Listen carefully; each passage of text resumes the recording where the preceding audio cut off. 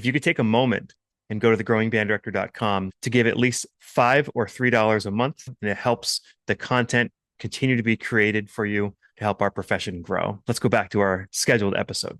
Thank goodness it's not a beauty contest. I would have broken the camera 200 episodes It ago. would be over right now. I'd be out in the also rans. Welcome back to the Growing Band Director podcast. We are at Midwest, day 3. Been fantastic. I am here with the one and only Doug Beach. Doug, thank you for being here. Kyle, great to be here. Yeah. What a joy. And I got in early to set up because they gave me your badge so that I could That's how get we it. did it. But don't tell the Midwest people that. I shouldn't have said that. I feel like I was Doug Beach for a small moment. Oh, you can have the badge again. It's fine. I love Fat Cat. Great. Right. What's another one of your charts that I think, I don't know, it's so hard to say because you've written so many things over the years. That's a really hard. Yeah, there's a lot. I mean, the goal with Doug Beach Music has always been I wanted to create music for students and, of course, the bands, the directors, that they could learn the important basics of this music, whether the style be swing or some sort of Latin or rock, and learn the fundamentals in the charts that we write that they could take on when they went to play a piece that was written for Buddy Rich's band or perhaps for Woody Herman's band, professional level stuff. And you have to bring the level of the music down to the grade 2 and 3 level and stuff like that. But I want those basic concepts to be there. Fat Cat, when I kind of created that, since you mentioned that one, which has been a popular chart for people, it seems to have worked, was sort of my easy take on grooving hard. Yep. And the harmonic things are similar, but yet at the same time, it's at a level that hopefully a grade 2 band, grade 2.5 band can play. Some of the charts I've done of yours, even with our older students, have been great warm-up tunes, right? Great reading tunes. What's the series that you've done that is literally part 1, part 2, part 3, part 4? Yeah, that's the Jazz Foundation series, and like Fat Cat is in the first edition series, which was the first grade 2 things that we did. And then I said, well, there's so many directors out there who they want to have a jazz program, which is great, but they don't have 4 bones or 3 bones or 2 bones or 4 trumpets. They've got this odd mix, and sometimes they want to have their flute players and their clarinet players involved as well. So we created the Jazz Foundation series, which there really are only 4 voices there. And as long as you've got you still got all the parts from a full big band plus extras, French horn. But it says like trumpet part 1, trumpet part 2, trumpet. Yeah. So like trumpet 1, trumpet 2, and alto 1 are on part 1, if you will. Yeah. Trumpet 3 and 4 and alto 2 are on part 2, and then it gets into the bones and the saxophones and stuff. And we've written them that way so that as long as a person's got somebody on each of those parts, at least some sort of balance, it's going to sound full. You're not going to miss anything. And it seems to have filled a real need for a lot of people, I think. And the scores are fantastic. Well, they're just 4 lines. Yeah. At least the ones I've used. Yeah. Now with rhythm section. We had a few people that I think weren't like that reading the transposition because those scores were in concert pitch, right? As you might remember. And so some people say, I have trouble understanding the concert pitch thing. So the scores now read transpose parts, and then we tell you what's what. I just like being able to say, well, I guess you could do it with both part 4 people. Yeah. And then how you still can. You just got to know which ones those are in there. Right. But it seems to have really filled a need, and I'm real pleased with it. And we still apply the same musical approach as we did, like I was talking about with Fat Cat, to make it so that the kids can learn, take it on to harder music. And forgive me if I'm misspeaking because I've talked to a lot of people in the last 3 days. No, that's good. You were an educator as well? Yes, I was director of jazz studies at Elmhurst University, just outside of Chicago here for 43 years. Wow. So we traveled the world with the band. We did over 30 overseas tours, played with so many of the legends we formed here at the Midwest with Doc Severinsen a few years ago. And we went on the road with Doc. He took the band out as his band for a short tour. So, yeah, it was a great experience. So a couple questions that come to mind. One, apart from yourself, what's another grade 1, 2, 3 jazz band chart and writer that you think people should listen to? Well, I think I have a few of those. First of all, like kind of grade 3 level, the charts that we publish too, but Mike Tamaro Yeah. is known for writing difficult music, but Mike, such a great musician, knows how to write grade 3 stuff really great too. Brett Savacek, another great writer we've had for a long time. But there's others. I mean, there's Mike Sweeney at Hal Leonard. Mike is like a legend in this business, and Yeah. he's written more great grade 2 charts than most of us can think of. And also I Mark Taylor. yeah. Mark's charts, money in the bank. They Skeps always work. Frank Skeffington says he's never written a bad chart. Yeah. That Mark Taylor's never written I a bad think chart. that's right. And I just talked to Mike Sweeney because he's retiring, right? He And is. I said, what are you going to do? He said, I might actually get back to writing grade 2 arrangements for jazz band. Right. Well, let's hope he does that. Yeah. Because I don't look at this as a competitive thing. I look at it, we're all in for the greater good of trying to make education and this music move forward. And man, Mike puts out a great chart. I'm all for it. As someone who has seen their share of school bands and all that, Yeah. What's something that most bands can improve on? Well, I know that's a very general question. yeah, no, that's okay. There's a couple things. If I go in, I've done a fair number of all-state bands and district bands where I'll go in and work with kids. And I really get them to try to make sure they're conscious of what everybody else around them is doing. In other words, listening to what else is happening. You know, they'll know the music pretty well, but listen to what's going on next to you and be conscious of that. And then also, I'm a big proponent of really making sure everybody articulates and exaggerates those articulations. So if you've got a typical jazz rhythm, bop, do, dot, dot, you can play it like that, but I will try to get students to go dot, do, dot, dot, put that energy behind it. And if you get 15, 16 horns, whatever you've got, all doing it, do, dot, dot, with that energy, that band is going to have a lot more of a pop to it than it will without it, you know. And when I was teaching at Elmhurst, I taught a class, jazz techniques for music educators, and we would sing. I would just have them sing to them because I had choral people, I had oboe players. I'm not going to get all these horns out right now. And we would sing the rhythms, and I would say to those students, I said, all right, sing dot and do dot, dot, dot, and they'd sing like that. Then I'd have them do what I just talked about. And then I would ask them, which would you rather hear in a concert? So that's one thing. Certainly the sense of time. If you get time, so it's kind of locked together, if you get that working, a lot of the problems will start to go away. And for those directors who like to use metronomes, I've used 4 to the floor, but I've also used metronome on 2 and 4, which swings more.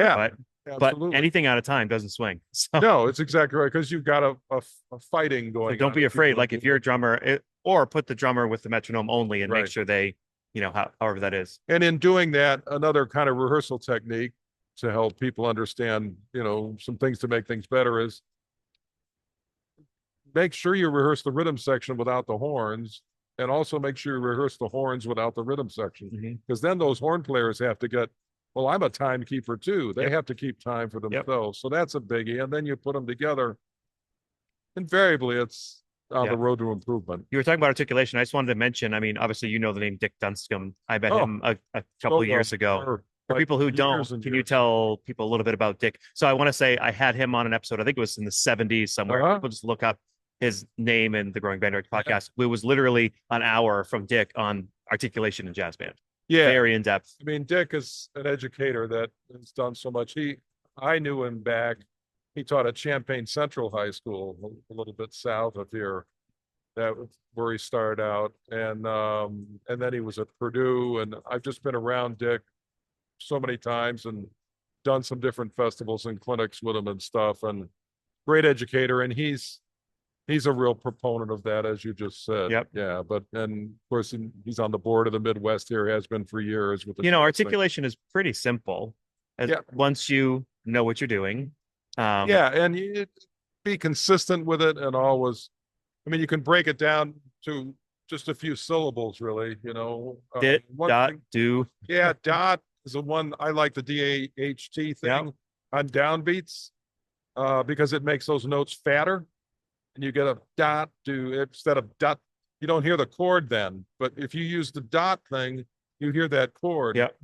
And then if you've got an eighth note that's preceding an upbeat that's sitting on a downbeat, I use do to stretch it out a little bit, and then a shorter one on the upbeat, do dot dot, that kind of thing. Yep.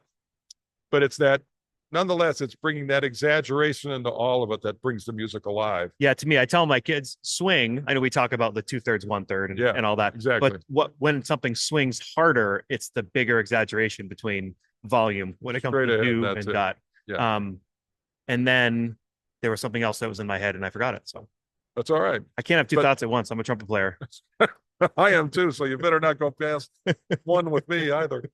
But anyway, you know, that just getting people to lean into the music a little bit harder. And, Yep. and that's it. And because and I tell students a lot of times too, if they have a chance now, they have to see videos, but we got to see it live when I was growing up. But if you saw Buddy Rich's band or Basie's band or whoever's band, it might have been Woody Herman's band, you were impressed by the power, Yep. the strength of the bands. And they do have that, but they get a lot of that from doing it so very much together. Yeah. You know, when they're hitting it Yeah. all right there.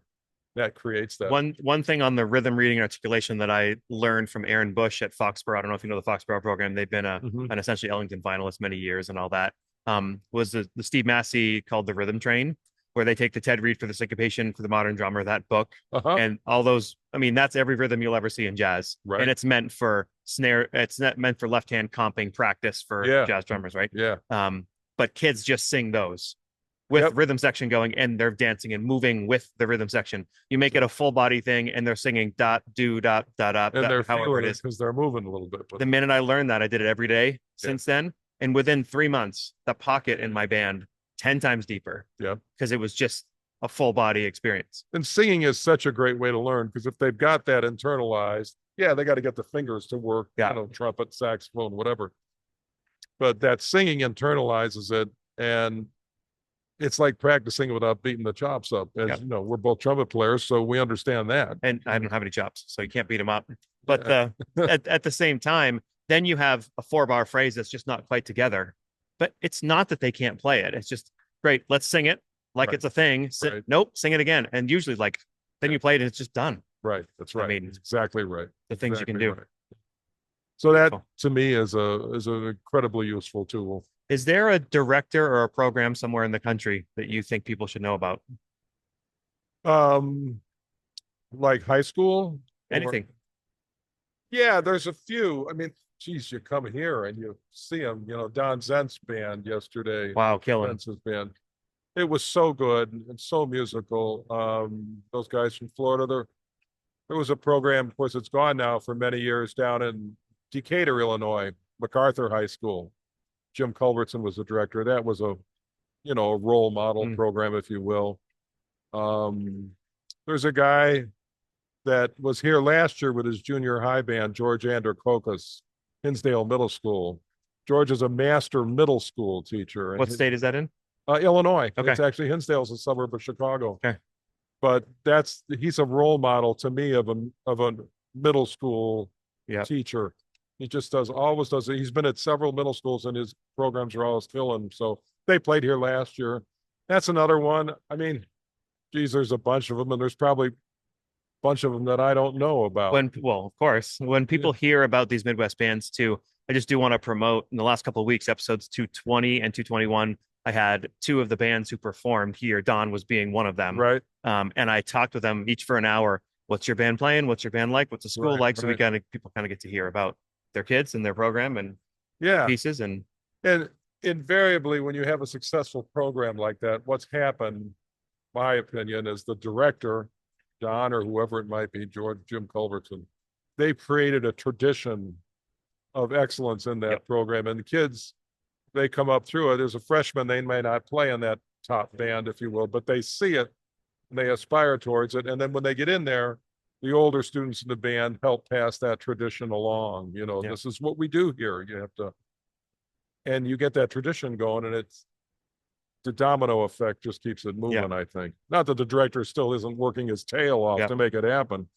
but kids are part of the teaching too. So for the people who know Doug's name, but have never met you before. You're a real person. You're not an AI cutout. How can they reach out to you if they want to say hi? Oh, well, you can go to my website, dougbeach.com, and you can send me an email there if you want, or if you want to write to me. I still have my email address at Elmhurst University, so it's just Doug B, DOUGB at elmhurst.edu. Either one of those will get you right Right. to the door, and I'll get back to you. I'm always, I think everybody who takes the time to write deserves a response. Well, and if you're going to be successful in something, like Yeah. communication's a huge piece of that. So Yeah, right, it is. So, but yeah, either one of those will work. And you go to my website, you'll find our music there. You'll find, I did an interview with Clark Terry that's on there, which is man, pretty I interesting. gotta check that out. Yeah, it's fun to read. It's a thing that was in the Instrumentalist, and also I did one with Jamie Aebersold, which was fun. There's other stuff on there too. The Legend of the Chili Peppers on there. You can learn all about the Chili Pepper series. I love that. Doug, thank you Hey, my pleasure. so much. Thanks for making this happen. Exceclia Music Publishing is proud to sponsor the Growing Band Director podcast. Exceclia Music Publishing provides new music for concert band, jazz ensemble, solo and ensemble, and books for all levels and occasions, including a specially curated and robust selection of music for your contest and festival performances. A variety of overtures, marches, and lyric works included on numerous state lists await. Select music that's perfect for your contest and festival needs at excelsiamusic.com. That's EXCELCIA music.com. I want to thank Austin Custom Brass for being a sponsor of today's podcast. Trent Austin started this wonderful shop back in the Boston area many years ago and has moved to Kansas City.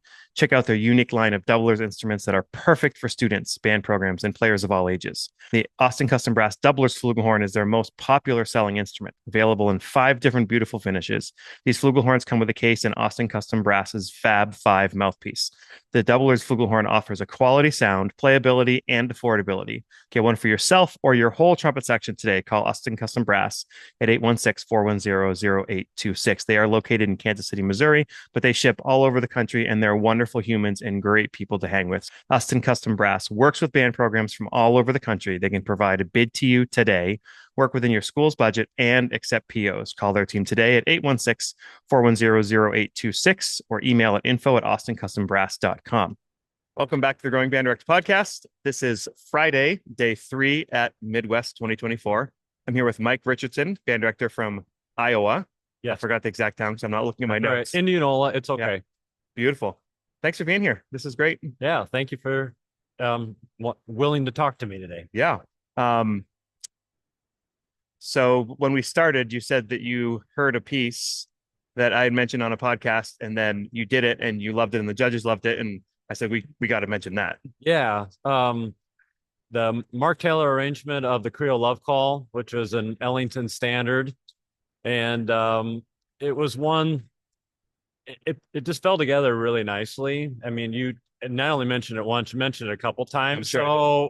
So it really was like, okay, if he's mentioned it a couple times, let me give this a try. So the kids loved it. I had 2 brass players I was able to feature. Trumpet and trombone. Correct. Yep. Yeah, with trying to do the plunger thing. And they're both 9th graders. And neither one of them were in their comfort zone to do that. And ironically, they both had a lesson time right next to each other. So we just combined their lesson times, and all of a sudden Beautiful. we just started making it happen. Then I also have 2 very talented clarinet players that both play tenor. So looking at the original, and they did this little blues back and forth thing during the solo section. We kind of added that, and I don't know. I was just really pleased on how well, and it's the second jazz band. Yep. And actually, my first year of doing the second jazz band, I'd switched roles with my colleague. Yep. And so I don't know. It was just a lot of fun, and I appreciate having that tip on it. Yeah. It's like that's a. I mean, maybe a lot of people might not do that at an all-state band, but like I wouldn't be ashamed bringing that anywhere as long as it's not over-programmed for like a super young group. No, because it's Duke Ellington. Yeah. It's blues. It's a middle tune typically if you're doing like a 3-tune set. Sure. It's got like New Orleans jazz, but it's also slow swing. I mean, you can do balance because there's all this.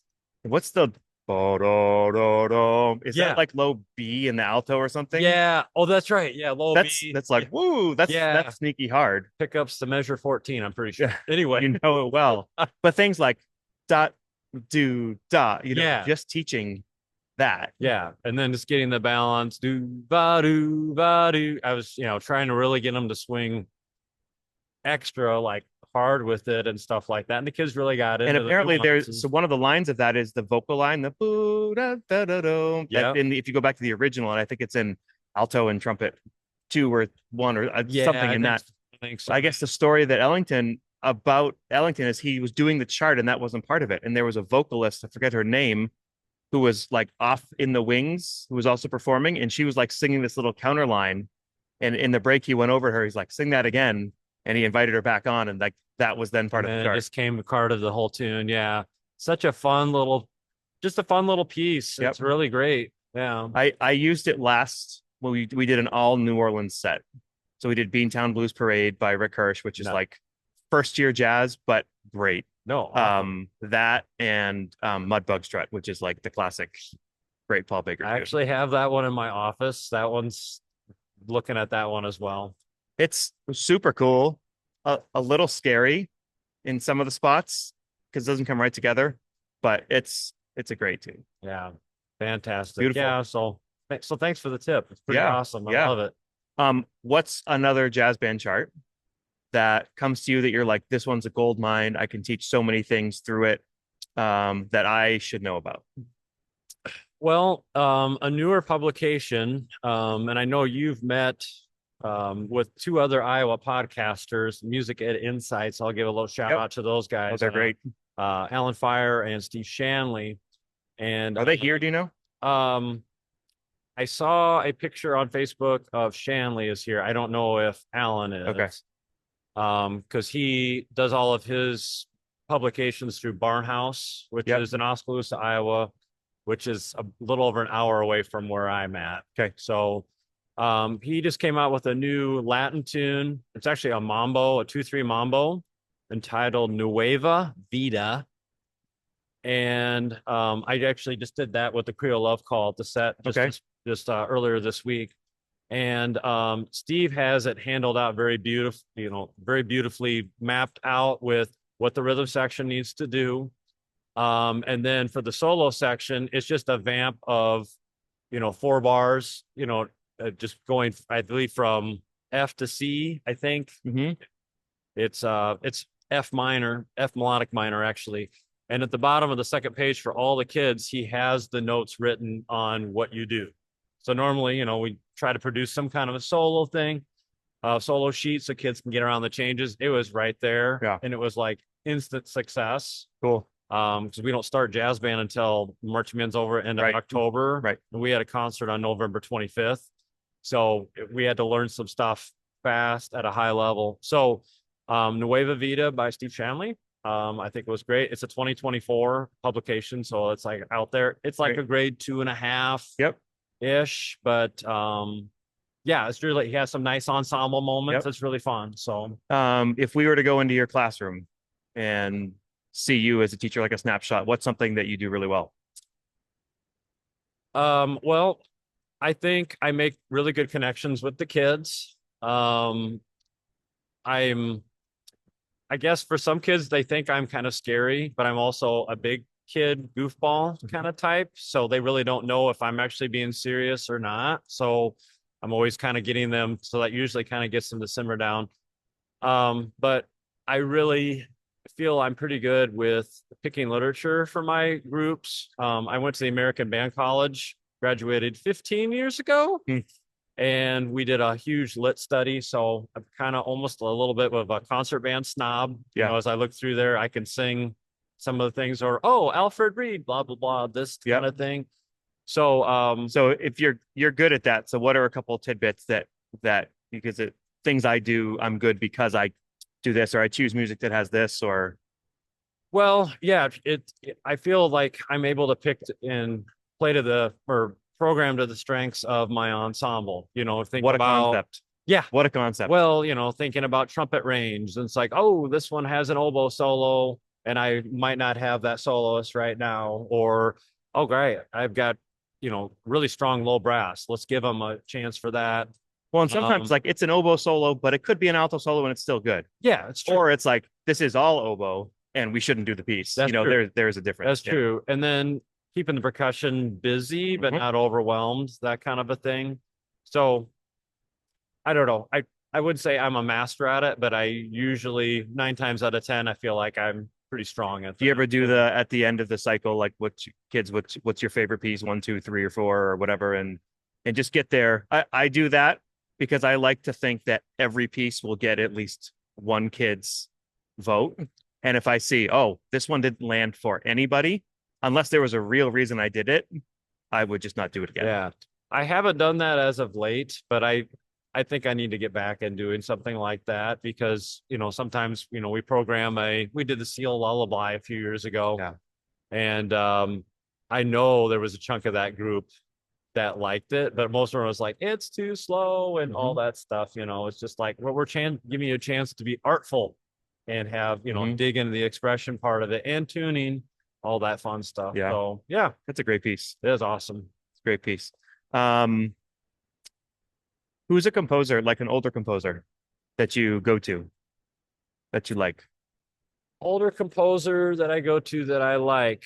Trying to think of, well, I just did the whole second suite in F at our last concert almost 2 weeks ago. So I love myself some Holst.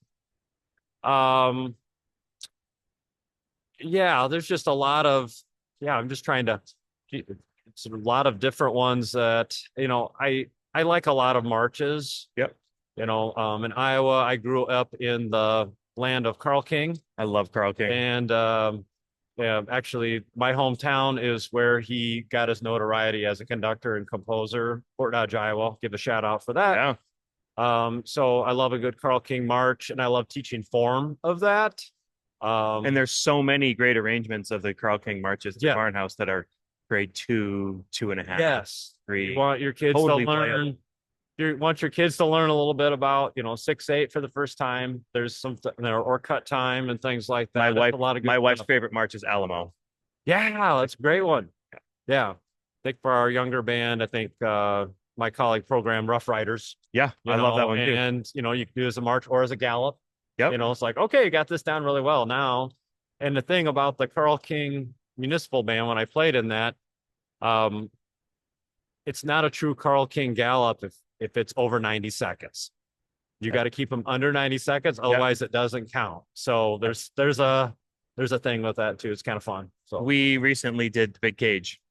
Oh yeah, that's a good one too. Again, that's a great one it's a gallop, and we did it as a gallop. And I think I said that. I don't know if it was 90 seconds, but I was like, because there's a recording of, is it Fennell and Eastman doing Big Cage? And it is ridiculously fast. So fast. I mean, so fast. It's okay. That's not attainable, but there was another recording that was a gallop, very fast, and we're able to do that. Yeah. That's got one of those, like, you need a low section that can just cruise. And almost you're directing in one the whole time. And then when you get to that last section, then whatever it is, you ramp it up another. And that's one of those 15%. That's one of those moments that it's like, okay, here are my 3 strongest percussionists, right? Yeah. Bass drum, crash cymbal, snare drum. Yeah. Not like you're moving it. That's right. Yeah. Yeah. Because other times you can be like, yeah, you're gonna go play toms and this kid's gonna play bass drum. You can do a little less. Yeah. Not on that one. It's like, No. nope. No, we're they have cruising. more control than we do at the podium, I think. So Yeah. Fun stuff. Yeah. So Wonderful. those are, there you go. Is there a message you might have to band directors? Like if you're like, I got some band directors with just some wisdom that you've attained over the years that you might want them to hear. Network with colleagues, get to know your people in your neighboring districts. Yes, go to places like Midwest, go to your, state conferences. But if you have a PD day or you happen to have a day off and they have school, ask if you can go hang out with them a little bit, sit in their rehearsals. Those are things I wish I would have done over 20 years ago. I was just at dinner yesterday and Jeff Young was telling a story from Carmel. And he's like, I wasn't satisfied with how we were moving. He was like in charge of the movement aspect of their marching band. And he said, people don't ask for help from people who are well known. They just go, oh, well, I can't ask that person. Yeah. He said, I wanted us to get better. So I called the head of the Blue Devils at that time. Wow. And he said, hey, I'd just like to learn about how to get our band to move better. And he said, the first thing I forget the guy's name. The first thing he said was, you want to stay at my house? Oh, And then Jeff told the story. He went and did the thing and came back, and 4 years later, they won Grand Nationals. Yeah. You know, like he just asked, and instead of just asking, like he asked the best person he could think, Yeah. and what are they going to say? No. I No, mean, that's they great. could say no, and then you move to the next person. That's great. I think I always felt as a young director, you know, asking for help, especially in those first couple of years, it was like a sign of weakness, like I didn't know what I was doing. So one of the first clinicians I reached out to was my high school band director Yep. to work with my jazz Because band. that's safe. You know, they know you. Yeah, and- you know, and obviously did a really nice job, and the kids felt uplifted by that. And then just slowly over the years, just getting more comfortable with that, and again, spreading that network a little Yep. wider. And the more, you know, you get older, you realize when you ask for help, you're showing strength. Yes. Yeah, it's not weakness. It's you understand. You know, so I met with somebody pre-Midwest last year, Thomas Turpin, and he said, "I'm not the keeper of all things band. Like the kids need to hear from other people too." Absolutely. And So- then what's the saying? Anybody over 20 miles away is an expert. You know, if you bring them in, you know, and if you do it right, they're reiterating all the things that you've already said. And there's like, oh, Yeah. Mr. and Mrs. blah, blah, blah. They really Yeah. know what they're talking about. Yeah. Love that. Yeah. Well, Mike, thanks for stopping by. Thank you very much. Great. Thanks for all you do with this podcast. It's really fun. Thank you. We sincerely appreciate you taking your valuable time and listening to the Growing Band Director podcast. Your students are very lucky to have a band director like you. If you have any suggestions for episode topics or think you have an area of expertise to share on a show with us, please reach out. If you enjoyed this episode, don't forget to subscribe. And if you want to help spread the word, please give us a 5-star review and tell your band director friends to subscribe as well. We're available on Apple Podcasts, Spotify, our YouTube channel, and wherever you listen to podcasts. Thanks for listening to The Growing Band Director. See you next week.